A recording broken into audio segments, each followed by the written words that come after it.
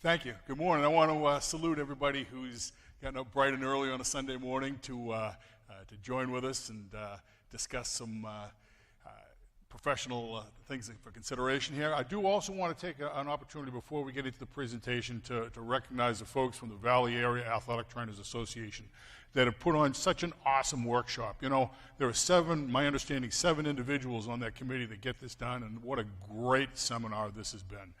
Our topic for consideration today: safety, hygiene, and infection control considerations in the operation of athletic training facilities. And it's a very, very complex topic, but hopefully we'll get a chance to break this down and get this where it needs to be. Under our declarations, I do not have any conflicts of interest. You will hear me on occasion mention the NATA Board of Certification on the standards that they have, and I do sit on the Maintenance of Competence Task Force there, but otherwise I have no other conflicts of interest. I do want to take an opportunity to thank some people, some subject matter experts that helped me get this together and make sure that the information that you get is as it should be, and that's Denise Fandel from the NATA Board of Certification, Mr. Butch Farney from Cornish Medical Electronics when it came to inspections and calibrations, Keenan Delaney and Tricia Holderman from Elite Facility Systems, who are a infection control consulting group, Kathy Derringer out of D&D Sports Medicine when it comes to outpatient athletic training facilities, and Bob Marley from the University of Texas Physicians Group, who gave us some insight on the hospital setting. Also want to thank Kathy Evans, my assistant, for basically taking care of business while I put this presentation together. So as we say, that I had a high school football coach. He was a physical science teacher, and he was a practical, old school kind of guy. And he kind of modeled himself on the Vince Lombardi model, and those of you that are over 40 know what I'm talking about there. But he had a saying. He was constantly reminding us that complex problems often have simple causes and even simpler solutions. And for those of us that had to literally weather the storm through Harvey, sometimes those complex situations were absolutely a call for immediate and simple solutions, as those of us that enjoy our animals can go along to there. So during this past year at DeCaney High School, when we hit a streak of unusual injuries to our athletes, we were wanting to find out, why these were occurring. Like most folks who work with athletes for a living, we tried to analyze the problem and see if we can come up with a solution. So were all of these injuries due to a lack of conditioning? Was it poor technique? Some field conditions? Something with nutrition? What was it? It seemed like the more that we studied the problem, the more that we were at a loss to identify the cause. And then one of our coaches had remembered that during this run of injuries and accidents began right after one particular student had transferred to us from our arch rival school. And geez, that seemed like something real simple. But could there be some kind of a correlation? So we took a minute to look into this transfer student a little more deeply and to see if there was something going on, and we discovered, yep, correlation confirmed. So you'll be humming that tune for the whole way home. So addressing safety issues in athletic training facilities can be challenging, especially in the secondary school setting. Athletic training services are not commonly delivered in the traditional type of a healthcare setting. And think about what you have, particularly in the secondary school versus what you would have in a high school or clinical setting. And think about location and design of your facility, often a product of convenience and economy as opposed to function and safety. How many folks here have had an opportunity to design their own athletic training facility? All right. Tell me, did the end product mirror what you submitted?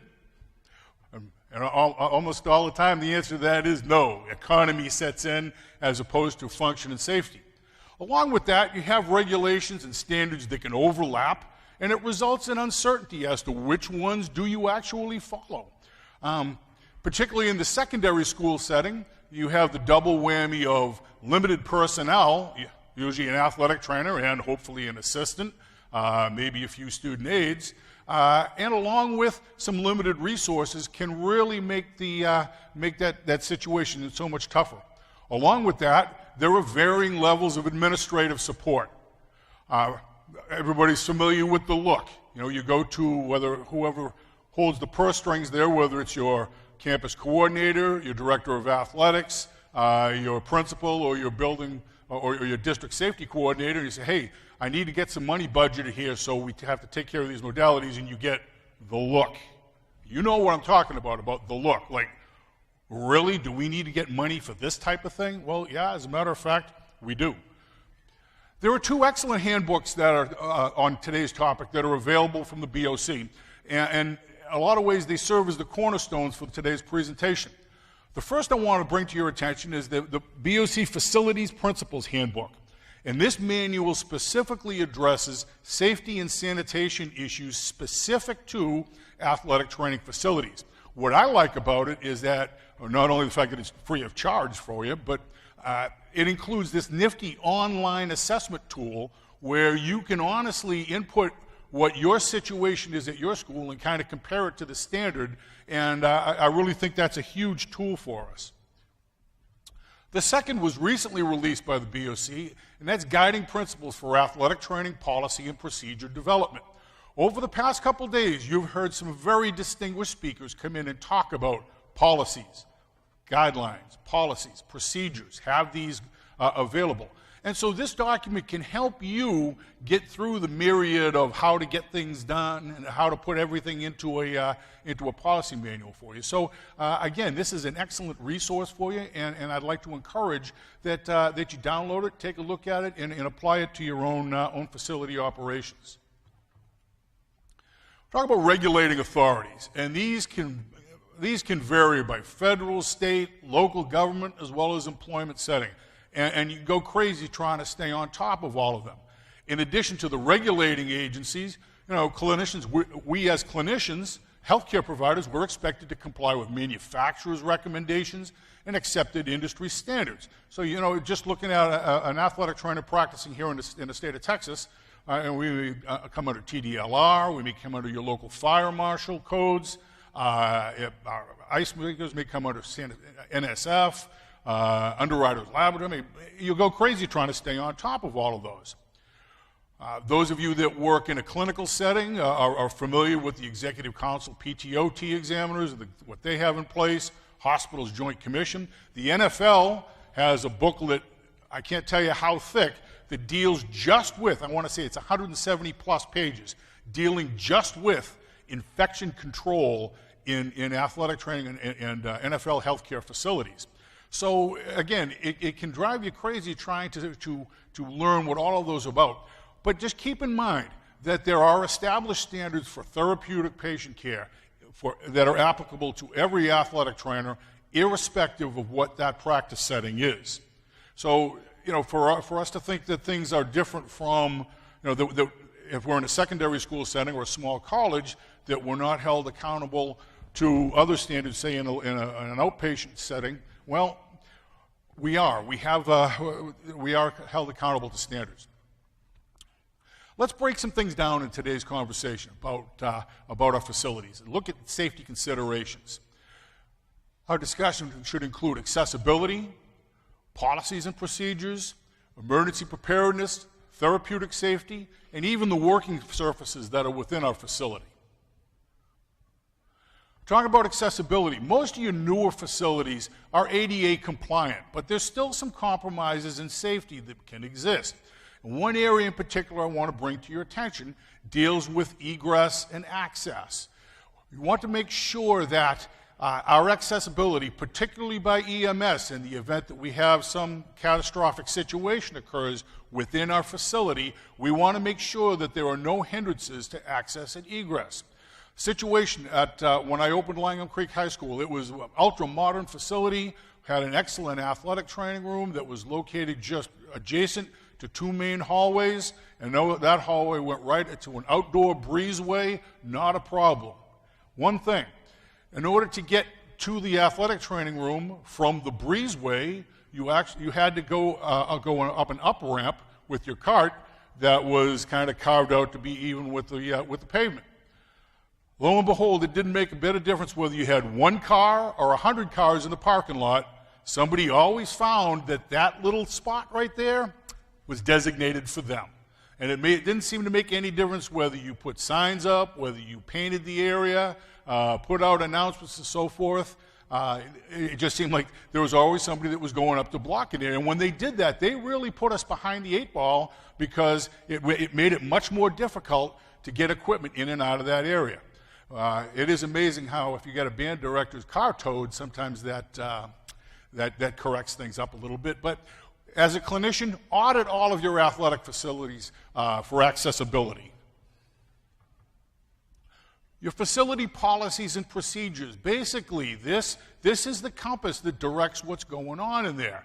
And your facility policies and procedures, the main ones, the ones that you operate off of, should be prominently posted. And it's not just a thing about making sure that, that the students don't congregate there in your training room, but basically this is something that sets the tone for smooth and safe operations within your facility. We have 2 big charts that are posted on both sides of our athletic training facility. And I've had situations where I've had to bring that to the attention not only of our athletes, but of coaches and parents as well. Likewise, we want to make sure that we're posting our egress maps near the exit doors so that anybody that's in that facility knows what the quickest way to get out of there is. Your emergency action plans, we all talk about having those emergency action plans available. Make sure that we have those posted up in a prominent area as well. Again, every picture tells a story there. And now as things have evolved in the secondary school setting, actually we could say in any of our public settings, we have to also put up situations or visuals on active shooter and those type of situations. So we will be updating that in our facility as well. Warn patients about potential hazards. If you're aware that there is a potential hazard within your facility, want to make sure that there's adequate opportunity, that everybody is aware of that. Hydrotherapy areas, slip hazards, mechanical hazards. On the left there, you see the warning sign that we put up right in our hydrotherapy area so that any time that there's a patient that's using that facility, that they're aware of that there's a heightened hazard that could go on there. Likewise, if you find that there are hazards that you cannot mediate, we want to warn of those also. One of the things that we found as we went through our facility audit is that one of our knee conditioning tables, the way that the lever arm would swing out would actually come into a traffic area, and there was nothing we could do about that. The only option was basically to get rid of the piece of equipment. So I've instructed our facilities people to come out and do some of the warning marker tape in that area so that we at least have something to bring to attention that these lever arms can come out and cause a mechanical hazard. Establish an ongoing system or schedule of inspection and testing. And this should include within your facility not just your therapeutic apparatus, but also should include the emergency care items that are within your facility themselves. Talking about your emergency equipment, your BVM, your AEDs, your oxygen, so forth. That's part of a facilities inspection that goes on there. Yesterday you had some excellent presentations on emergency care, and it was brought up about the AEDs. You want to make sure that wherever your AEDs are, that whoever is responsible, find out, confirm who is responsible for the maintenance of those AEDs that are within your facility. And if it's somebody else that's responsible for that, then you need to make sure you hold them accountable for that. If it's you, do not dally on that. Make sure that you stay on top of that. We did have a situation where in one inspection period where we had an AED that failed. Comes right out, you do the inspection as it goes along, unit failed. And so we had to get that right out of there, and it turned out it could not be repaired. We ended up replacing that out of there. And so, this is something that's really significant. All right, so why test your AEDs on a monthly basis? Because we can have some dire consequences in here. Think of the scenario that goes on. All of a sudden, you have somebody that codes on you, and everybody's frantic trying to save this individual's life. Get the AED there. You got the chest open. You're doing what you need to do. You turn it on, and you hear that sound. Unit failed. I don't know about you. That's not a situation that I want to be involved in. And if you look at the literature, there's some folks that have had to pay dearly for having a unit fail on them. In fact, the city of Chicago, I want to say it cost them a little over $2 million. They went on the scene of somebody that was having a cardiac emergency, and their defibrillator failed on them. So again, confirm who's responsible for the maintenance, ensure that it gets done. If there's a problem, red tag it, get it replaced immediately.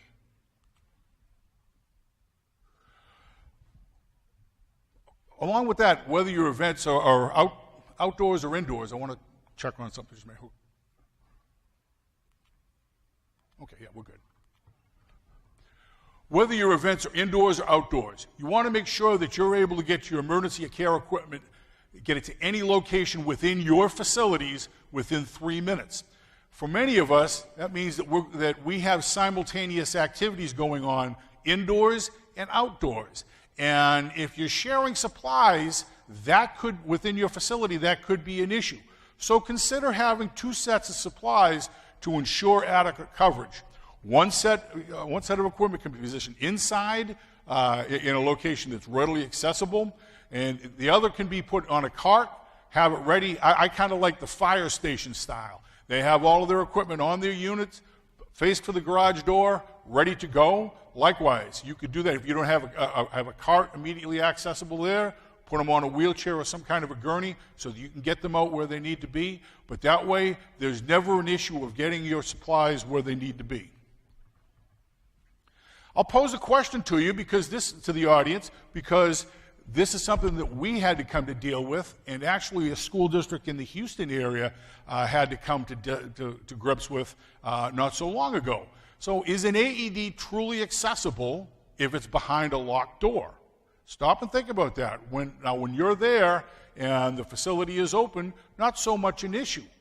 But what transpires when you're not there? So you want to get whoever is responsible for whoever the safety officer is in your school district or in your facility, make sure that you get with them and discuss what transpires when the public is using it and you're not there or you're not available. In our situation, our issue came from that we have 3 portable AEDs. They all have BBMs and everything, airways, everything goes with them. But they are within the athletic training facility. We have an AED that's in an outdoor panel just outside the nurse's office, but you actually have to go around the gymnasium to get there. My opinion with the safety officer was that's not adequate right there. Of course, we had the battle going on, and I brought to their attention that one of our sister schools have an AED outdoor at the track that's in one of those pole-type situations where you just open the door and there it is. And sure enough, as I thought I was winning the argument, someone stole the AED out of the pole at our sister school, and that kind of torpedoed me. So again, we're still hammering away at that because I think that's a significant issue. So again, check with the applicable regulations, sit down with your safety officer and make sure that that's not a situation that you could be responsible for. And think about if you need an external AED cabinet, security considerations of that. Is it alarmed? Is it under a camera? What are we doing about our outdoor venues? What do we do about maintenance? Again, it's a conversation that you'll want to have. Shift gears a little bit, talk about therapeutic safety and some general considerations. There are 3 areas of consideration regarding therapeutic safety within your facility. That's therapeutic equipment and facility power sources, safe therapeutic practices, and supervision of patients within your facility.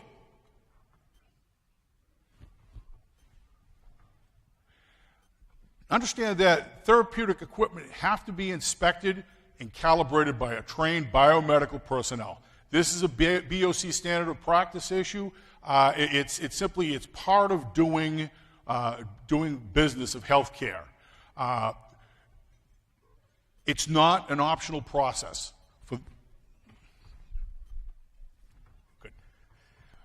It's not an optional process. We'll get feedback from athletic directors about, well, why do we have to do this? It's simply, if you're an athletic trainer utilizing therapeutic modalities, you have to have ongoing safety calibration and inspection. In the secondary schools, I can't answer for all of the counties in Texas, but I will tell you that in Harris County, we have these folks called fire marshals. And if they come into your school facility and they do an inspection of your facility, there are two things that transpire. There is him or her telling you what you're going to do, and there's you doing it. Because fire marshals are not to be trifled with. They do have, not only as fire support personnel, but they also have police authority as well. And be kind of awkward situation if your building principal has a municipal court summons because you failed to comply with their directives. We had one individual last year, one fire marshal, that came to our school 3 times. All 3 times he came into athletics and he found his way into our athletic training facility. He checked my whirlpools. He checked to make sure that everything that was going on there was as it should be. And you start getting a little uneasy there as to why our facility. But they can do that, and that can be part of their inspection. Again, it's not an optional process.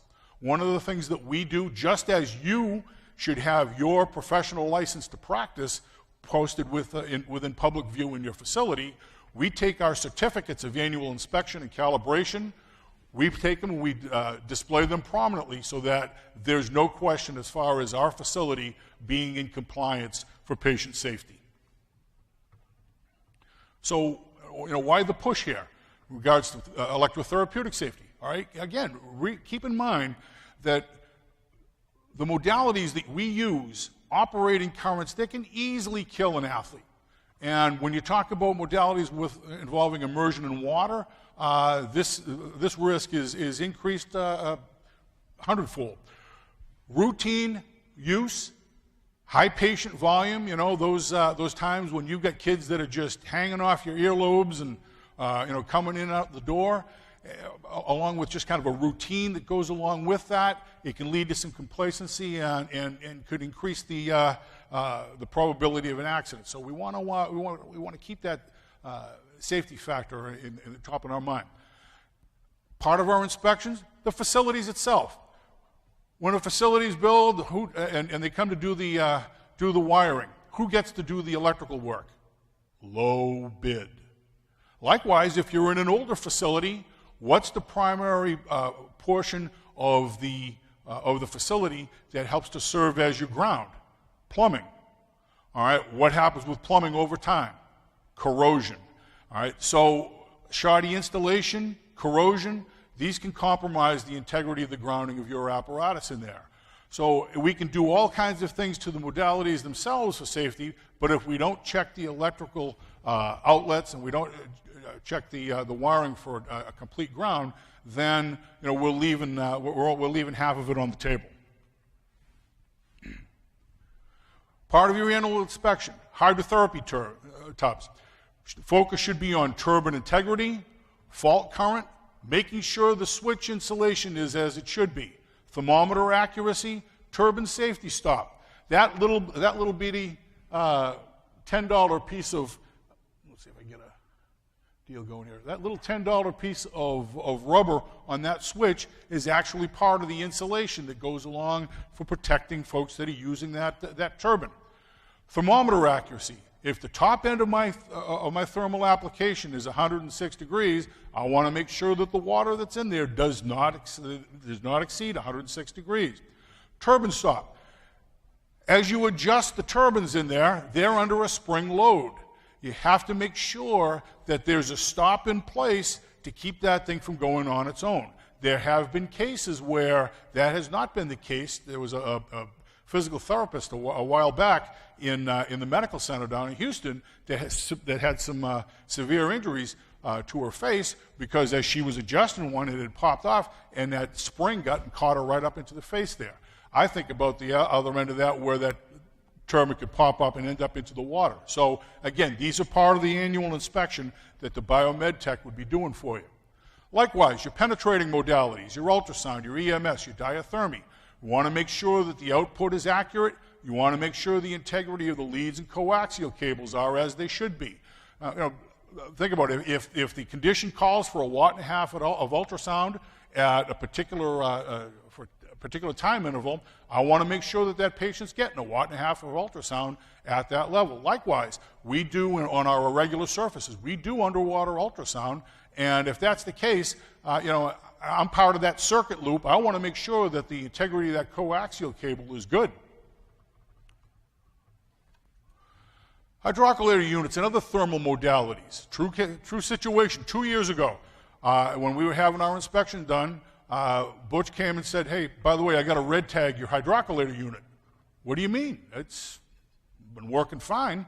"No, here." He put the meter on there and showed me, "You got a fault current coming for this." And I'm thinking, oh gosh, we're talking a couple $1,000s to replace that. It turned out the problem was that a week or so earlier, we had taken the unit out to have it drained and cleaned, as you should be doing regularly, but we had let the cord dangle. And as the cord dangled, the unit ran it over and basically destroyed the integrity of the electrical cord, the power cord that went to it, and as a result, when we plugged it back in, you had a metal casing there, you got a fault circuit coming in. And so it was easily fixed, but it was a dangerous situation that we would not have known had we not taken the time to have that unit inspected. Likewise, temperature. If it's supposed to be set at 165 degrees for the thermostat, let's make sure that that's what it is so that we don't risk scalding a patient. Any of your therapeutic equipment that's line powered needs to be inspected annually as well. Your therapeutic devices, again, they've got line operated and they're contacting your patient. Your rehab and your PRE equipment as well. Let me stop and also just make a little side comment about your treadmills. From a safety point of view, that little safety stop that goes along with it, that's not there for decoration. That's actually there as a safety precaution for your patients, and you want to make sure that that's functioning as well. Going from an annual to a monthly basis, want to make sure that we check the ground fault circuit on interrupters. Those units that we all take for granted that are there to protect our patients and our modalities, they're actually supposed to be inspected on an annual basis. We have, and you'll find it written right onto the area, the ones that we have there, they're hospital grade. How do I know they're hospital grade? Because they got the little green dot on there, but they're designed to be inspected on a monthly basis to make sure that they're not frozen open and that they're functioning properly. Keep that recorded that you're doing those inspections. Likewise, be especially alert for frayed power cords due to entrapment. The situation that you see up there, where do you find that happens the most? Where the power cords come out and they'll contact either a patient table that moves around between a table and a hard object, or more particular, when they're on mobile carts. Because as you move the cart around, those wires get entrapped in the wheels, the cowling of those wheels, and it doesn't take very much to fray those up. You can imagine what happens if that comes in contact with a metal cart, the side of a metal cart, and energizes on there. So on a monthly basis, just take a moment or two to make sure that that everything is intact there. On a daily basis on your modalities, check your lead wires and particularly electrodes. I want to spend a moment on that because it's kind of a little bit of a pet peeve of mine. Everybody knows that clinician that buys two packages of electrodes and uses one the first semester and one the second semester, right? And all I can say is don't be that clinician. The disposable electrodes are basically temporary type of situations. From the moment of their first use, they begin to degrade. I heard somebody made a mention yesterday about folks that cut the electrodes, and it does actually alter the physics that's involved with that. Don't forget that you have gel, you have adhesive, you have chemicals that mixes that are in there that are designed to have an optimal and smooth current flow into your patients. The more and more that they get used, the more that degrades and breaks down, and now you have problems with even conductivity. Along with that, like in our setting, you think about going patient to patient to patient, we have a hygiene issue involved in there. Along with, particularly in our setting, we have a lot of our patients that use body lotion, which obviously alters the entire physics that goes along with that. The other thing, make sure that as you replace those electrodes, check to make sure, and as you use those, check to make sure that there aren't, that the lead wires themselves going to the electrodes are not damaged. We actually had purchased some of these disposable electrodes and had found that there were actual defects in those wires, and all it has to do is contact the patient, and we've got a bad situation going on there. So, this is kind of like the tires on your car. Disposable electrodes, in the private setting, they have one set per patient, okay? So while I know that that's not really it's cost prohibitive in some of the other settings, if that's an issue, then consider using the more permanent type of electrodes for your application. It takes a little longer to apply, but there are less issues that are involved with that. A situation you don't want to end up is to have to make that phone call to someone's mom that we need to go and have plastic surgery done because we've got to get some grafting done because of an electrode burn. Again, be diligent about that application. Our therapeutic practices as well have a big role of safety within your athletic training facility. Always you want to closely supervise and direct patients that are receiving treatment. You want to post appropriate signage. You want to assist injured athletes into and out of hydrotherapy units. And I also want to address the self-treatment issues. Again, we're the ones that are going to direct those. You see the picture of my assistant assisting that young man into and out of that whirlpool tub. If they're going in and out of there and they have an orthopedic issue, then they're not quite as stable as they can be. Aware of a colleague in another school district in Houston, they had an issue where that they were treating a young lady's knee injury, and she was coming out of the whirlpool. She was unassisted, slipped, and actually hit her face on the side of the other tub next to there. Not a phone call that I would want to have to make. Mrs. Smith, your daughter's knee is doing much better, but let's talk about having a maxillofacial surgeon come in on this. So again, if we're using the hydrotherapy units, we want to make sure they're assisted into and out of. We're going to make sure that we have appropriate signage in there, regulating the patients as far as what their use is. Self-treatment issue. With the advent of a problem it's a recent problem in our place, with so many of our athletes wanting to use plunge tanks, sometimes when the plunge tanks weren't available, we've had individuals that have tried to take it on themselves and, well, we'll just use one of the whirlpools in there. No, unless you got AT or PT beside your name, we're the ones that are going to be directing what goes on in there, just for those safety purposes. So that is something that you want to make sure is part of the procedures of your facility. Your PRE devices in there. Make sure that you're inspecting those regularly for safety. We're going to replace your T-bands, tubing. We've all seen those things snap. We know what transpires there. Inspect the weight-bearing and strength parts of any of your strength of reconditioning equipment in there. One area in particular is if you have something that is operated via cables and pulleys, make sure that you are inspecting that regularly. They get frayed, they get worn, you got to replace it. That is a huge safety hazard within your facility. Make sure that you're making the adjustments on rehab equipment for your patient wherever possible. I can think of a very stout freshman athlete that was rehabilitating an injury, and he was one that just he was going to do things his way. We've all dealt with those people. And one particular day, so, well, we're going to start off on the stationary bicycle, and as I'm working with him, no, I got this, gets away from me, hops on the bike. Well, the little pin where the seat is supposed to be stabilized wasn't all the way there. He decided he was going to jump right up on there and get going, and when he did, it bottomed out. We sent him to the urologist. So again, whenever possible, make sure that we're the ones that are setting up, making sure that everything is adjusted as it should be, make sure that the parameters of the device that they're using are set as appropriate. Surfaces within our facilities. No matter how well engineered, there are going to be times when, because of the nature of what we do, slip hazards are going to be there. correct and prevent these whenever possible. Utilize non-slip surfaces, making sure that any spills are cleaned up in a timely manner. Erect caution placards when you're having high traffic and there's a hazard that develop. One of the things that I could suggest to you would be the use of a product such as Dry Deck if you have wet areas that quite simply you can't get those alleviated.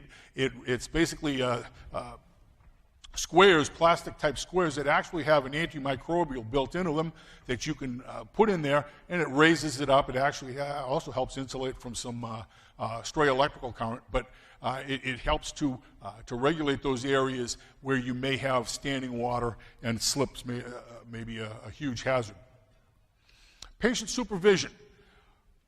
Ideally, your facility is such that where you are, that there aren't any blind areas on there in regard to patient safety. But we all know that those do occur. In my facility, we have where our office is located versus where we have our modalities and we do our therapeutics.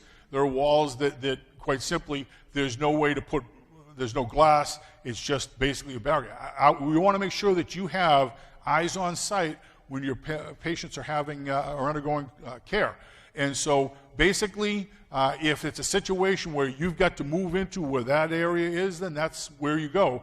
But we want to make sure that we have line of sight supervision when patients are undergoing care. Under our hygiene consideration, and this is a broad topic within this AT facility, but it has a great significance. The significance, if there's a failure to effectively control infectious organisms in your facility, it puts you, your staff, and your athletes very much at risk. And these outbreaks can have a really adverse effect on your institution. Harsh media attention, they're there, they're ready, they pounce on those, and there can be significant legal and financial consequences. There's a reason why the NFL has a booklet this thick on infection control in healthcare facilities because of what it's cost them. All you have to do is just do a little Google search and you'll find the stuff that comes up, even locally, probably in your area, on facilities, on schools and healthcare facilities that have had some very adverse outcomes because of failure to control infection.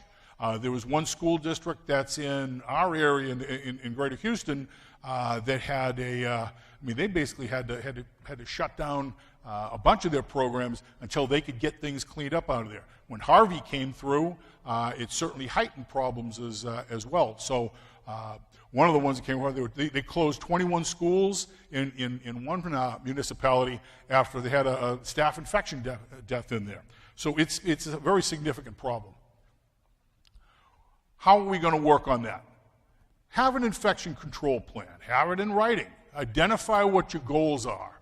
Outline specific tasks to meet those goals. And most significantly, don't put it together and stick it in a drawer somewhere. Share the plan with others.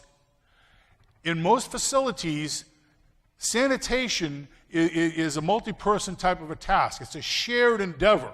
And so what you want to do is you want to identify who's responsible for what cleaning endeavors.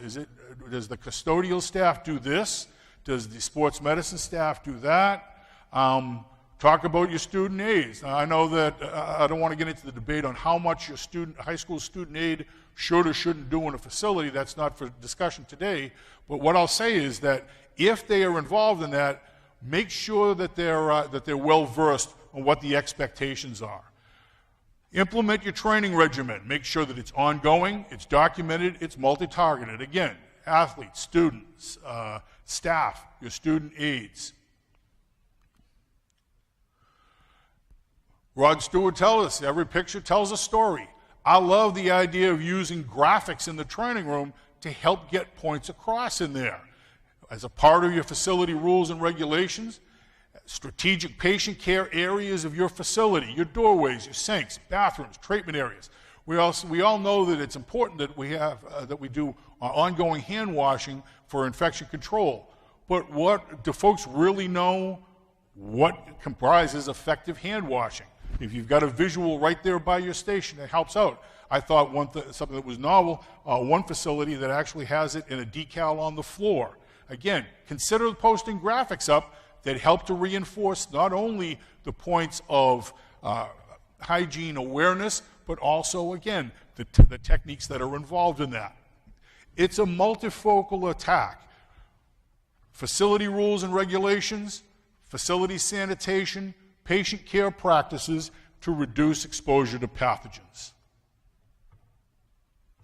Provide training for all staff, again, including ATSAs. Remember, even though, if those of you that are in the public school setting, you don't specifically come under OSHA, but this is addressed through the TEA and public law, that on an annual basis, bloodborne pathogen training, this is a part of that.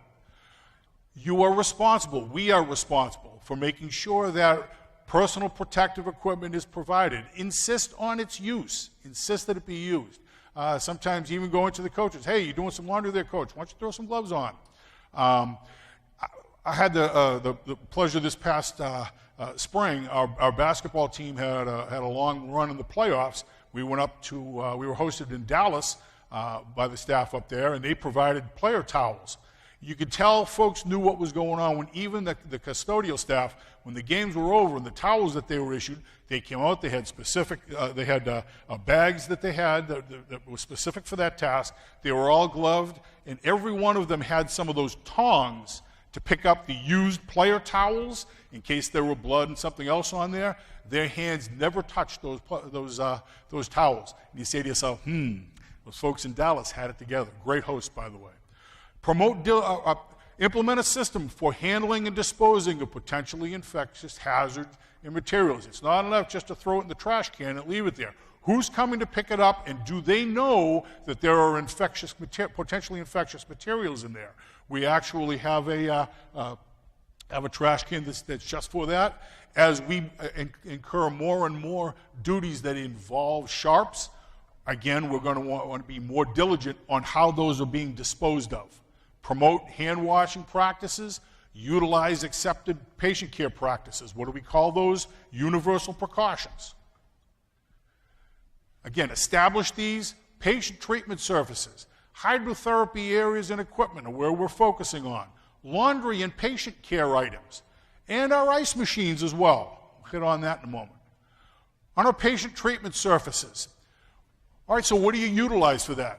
Utilizing, I don't want to go into one particular product versus another particular product, but I would say utilize an EPA-approved cleanser. There's a concept known as dwell time. I want to stop on that for just a moment because it's very important. Dwell time. In order for a product to be effective in killing organisms, it has to have time to do that. It has to be enough volume of the product to do that. So basically, for someone to come on, spray, spray, spray, and wipe right behind them, you really have not done what needs to be done. If you Google CloroxProfessional.com, and I'm not reimbursed by Clorox at all, for their hydrogen peroxide products, you'll find that they actually have the dwell time that it takes, contact time, before they can guarantee 99.9% of that particular organism is alleviated. Okay? Some of them are as simple as 30 seconds. Others take as long as a minute or a minute and a half. The one organism, incidentally, that took the longest was the organism that caused tuberculosis, TB. 4 minutes of dwell time on there. So again, whoever it is within your facility that's responsible for making sure that your surfaces are sanitized, make sure that they're observing dwell time. Match the frequency of your sanitation to that of need. Ideally, it would be great if we sanitize any of our tables after each patient use. Well, Woodsy, that's nice, except that we have soft tables to tape off of, and in 45 minutes, I've got to get 60 athletes taped and out the door. If I have to spray after each use, I'm going to have to start on Wednesday to get them taped by Friday. I get that. I totally understand. But be conscious of that so that when there is a moment to get those tables hygienic again, that you can get on that, or again, whoever you delegate to do that can stay on top of that. Again, it's a mindset, right? Sanitize all patient contact surfaces, your treatment and your taping tables, your rehabilitation equipment, your contact and traffic areas, such as countertops, door handles, the rehabilitative equipment that's in there, utilizing an EPA-approved cleaner. Pay particular attention to the risk of pathogen transmission through your hydrotherapy and your therapeutic equipment. If it involves water, there should be a higher level of hygiene awareness. Your whirlpools, your immersion tanks, your compression sleeves, yes, those make patient contact. Make sure that you check with the manufacturer's directions as far as what cleaners can be utilized on them. Your hydrocollator units. My wife is a professional nanny. She knows that in order to keep the kids that she has charge of safe, it's not just a matter of throwing them in the tub every now and then. It's the items that they play with and contact with that if they need that need to be regularly checked for hygiene.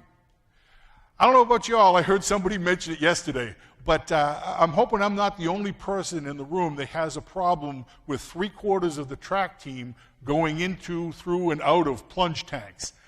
Somebody wants a great post-grad study in there would be to check the E. coli count before and after their use on a spring game. It just, So, but knowing that, though, we're going to address waterborne transmission, all right, our plunge tanks. Those of you that are fortunate enough to have walk-in spas that you use as part of your therapeutic equipment, part of your therapeutic regimen, you want to go by the manufacturer's guidelines as far as sanitation and so forth. But with our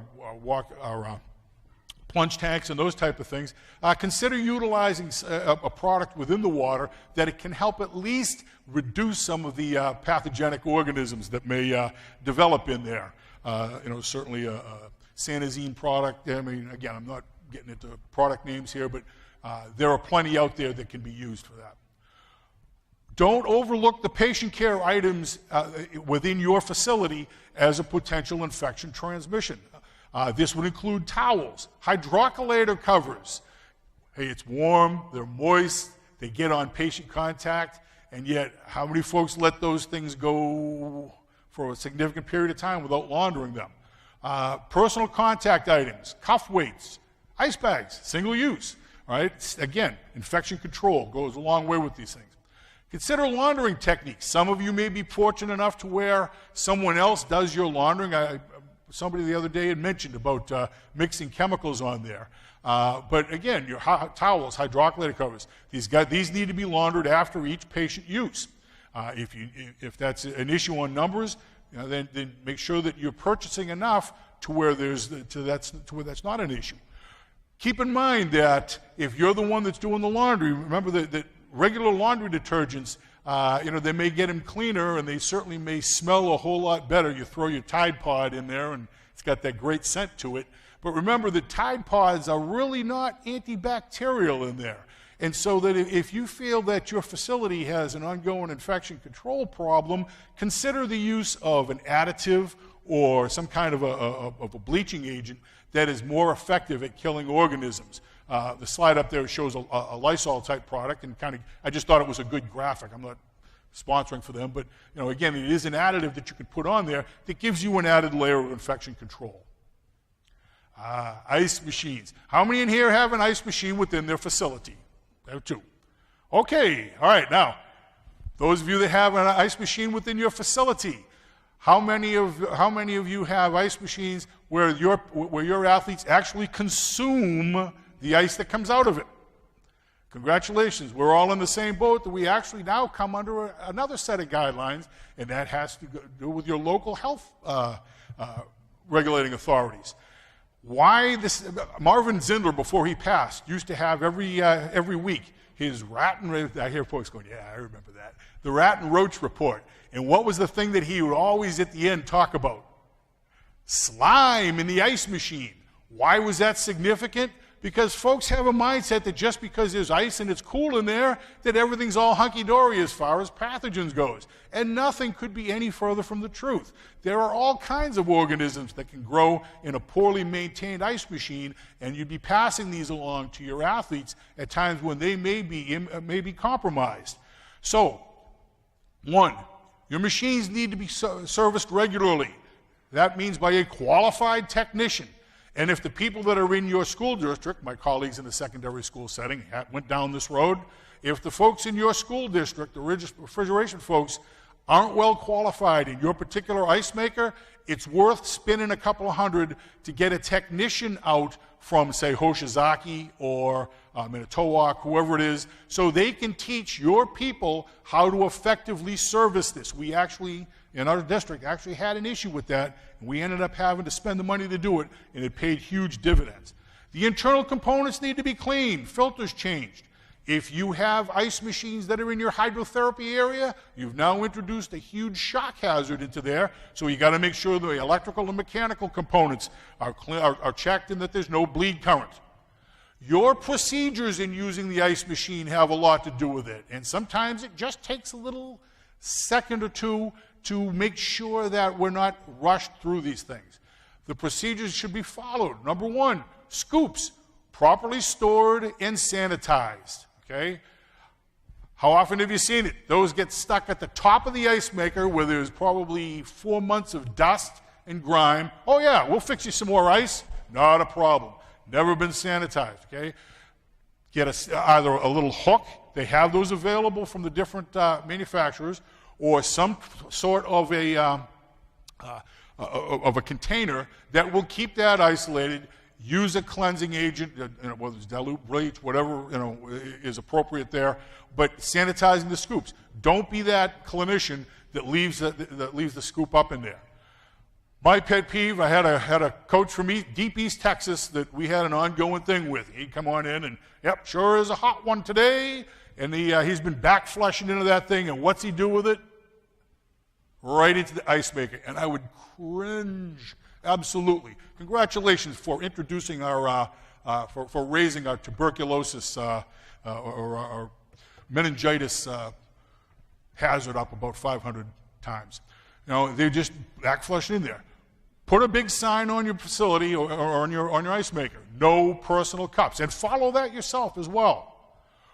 Wash your hands prior to ice extraction. And also be aware that, as I learned the hard way, you're in a hurry, you're trying to get the ice out there, you're scooping it up, all of a sudden you run your knuckles along there, and now you're bleeding, and you're scooping ice at the same time. Again, take care of that, make sure that we're keeping the athletes safe. Understand that that the production of ice and the use of ice is a one-way flow. Ice is made, it drops to the bucket, we take it out in sanitation, and that process continues. Once the ice comes out of there, nothing goes back into the bin. It's a one-way process. Well, gee, we have so many people we have to give ice to in a short period of time, so we take those and we bind them up and throw them back in there. No. What we did to counteract that is we have one of those little Powerade type rolling deals, and when it's getting to the end of practice and we need to have several ice bags up there, we fill them, we take them out, we fill them, we put them in that bucket. Nothing goes back in the bin of that ice maker. Nor your assistant's ham sandwich doesn't go in there. The fruit salad for the faculty luncheon, nothing goes in there. It's a one-way process, okay? I got low-risk patient care practices. And again, observing universal precautions, the importance of hand washing. Make sure that you provide soap and the means to do so. If you go through our facility at Decaney, you can't walk 5 feet without bumping into a big thing of hand sanitizer. Make sure that you provide a dedicated hand washing area within your facility.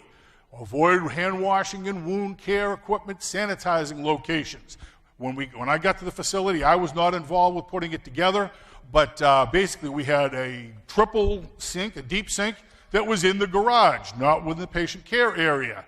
And my pleas went on deaf ears to get one built until one day I walked in and somebody was washing their wound in the sink, and as the exudate was going down, what was underneath? The drinking bottles that we were sanitizing.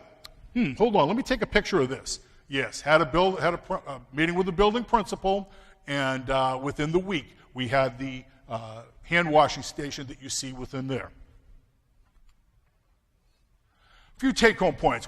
I've thrown a lot of stuff at you. I get that. First, safe and sanitary operation of athletic training facilities is vital to the welfare of everybody involved, and there are huge consequences for not staying on top of that.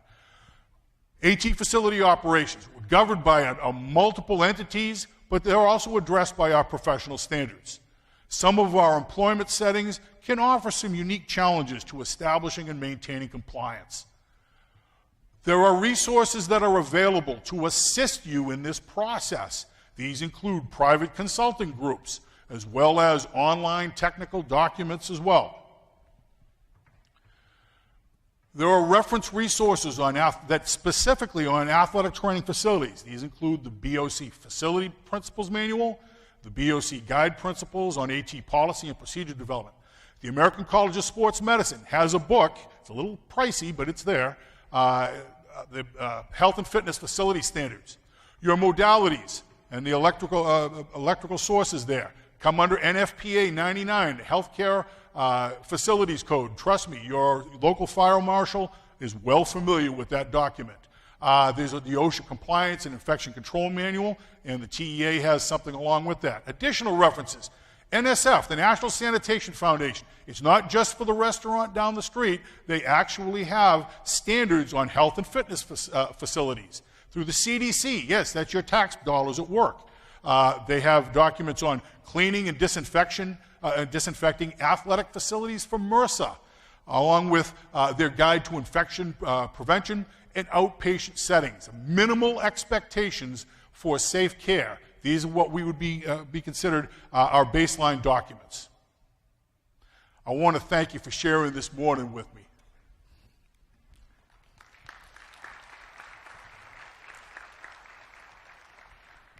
Any questions?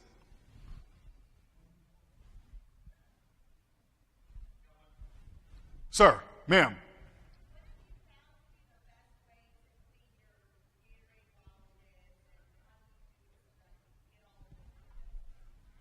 Again, since it's within our facility, I can address that. Will I get in trouble if I mention a brand? Everybody okay with that? You won't write me down on that? We looked at a lot of different things that we wanted to utilize as far as cleaners in our facility, and what we utilized the Clorox, the healthcare professional, the hydrogen peroxide, okay? And the reason that we utilize, because there's a lot of different things that you can use in cleaning, this surface or that surface versus what you have out there in the garage for your jugs and so forth. And after a while, it's hard to stay on top of that. So we wanted something that would be effective. The hydrogen peroxide-based cleaner that Clorox offers, and again, I'm sure that there are other brands out there that will do the same. They offer the technical support to it. They kill 99.9% of the bacteria or of the organisms that we're trying to mitigate. They do a great job of cleaning there, but more significantly is they have a low residue hazard to there.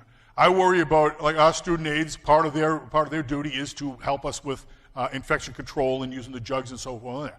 All right, besides the fact that they'd rather go home than clean stuff in the training room, I worry about how well do they rinse and wipe those things out. With some products, I actually worry about if there's a residue, am I actually introducing micro-poisons into our, to our athletes' drinking water and ice? What does hydrogen peroxide break down into with time? Water, basically water and oxygen. I can live with those as a residual. So we can utilize that. And if you go by the guidelines that they have set up, you go online and get those, and you use dwell time. Those, you saturate the surface well and give it time to work before you do your rinse and so forth. Incredibly effective. We're not having, it's a one-stage deal where we're not having to mix, okay, how much bleach to how, it's very effective to do that. So going back into the specifics of your question, we utilize that type of a cleaner. We make sure that we have plenty of dwell time.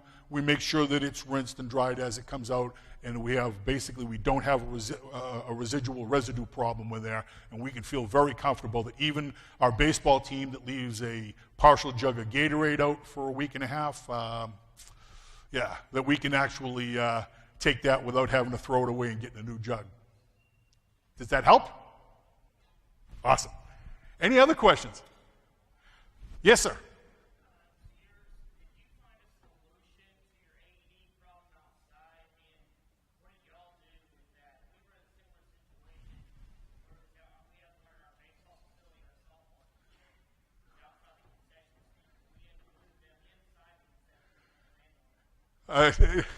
I feel your pain, and I'll guarantee you there's other folks in the room that are saying, yeah, that's us too.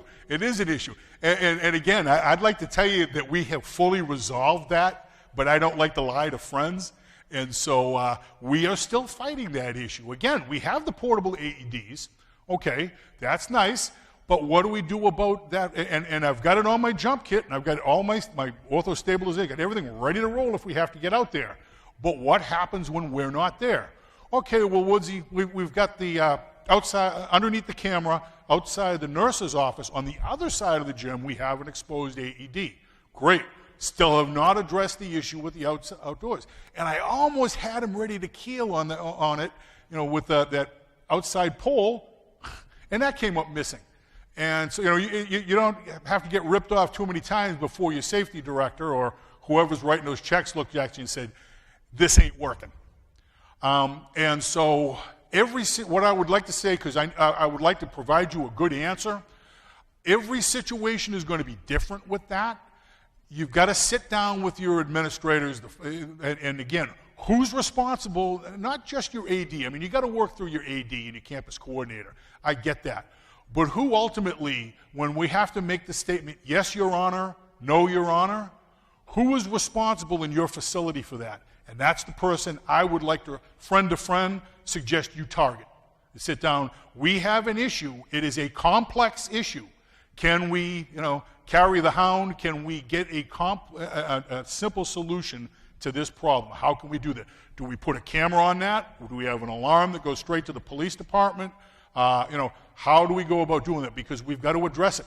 This particular school district in Houston that we had, they had I don't know if it was a track, cross country, someone that was running before school started and before staff got there, collapsed and arrested, and there was no access to the AED, and that became a legal point. You didn't hear a whole lot about what transpired, but you think that somewhere along the line, I'm thinking the school district had to give a little bit.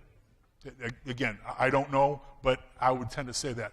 So find out who has to make the legal decisions on that. Find that person, make an appointment with them, and sit down and say, we got a dilemma here. I need to get, or if you don't have a solution, at least put something in writing that we've discussed this. That way, if something does transpire, and I hope it doesn't, but if something transpires, at least you will have had the due diligence to take care of that. Does that help you, sir? Okay. Welcome. Anybody else? Dang, I must have hit the topic then. Well, again, thank you so much, and enjoyed sharing the week with you here.